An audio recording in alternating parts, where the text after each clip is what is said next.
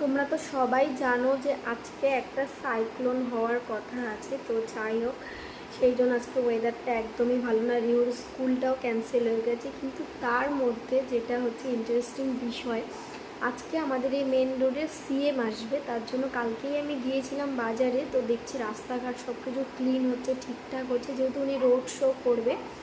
তো ওনাকে আর কি দেখতে যাব। ওনার সম্পর্কে অনেকেই অনেক কিছু বলে, যে উনি কেউ বলে ভালো কেউ বলে খারাপ, তো যাই হোক বেসিক্যালি আমি ওনাকে নিজে সামনাসামনি দেখে, মানে হয় না যে মানুষের দিকে তাকালে সে ভালো না মন্দ কিছুটা আন্দাজ করা যায়, সেটা কেমন আমার কেমন লাগে সেটার জন্যই যাব।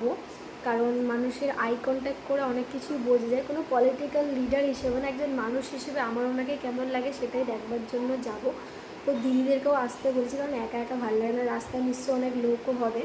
সো আমরা এখন রেডি হব ওখানে যাব বলে।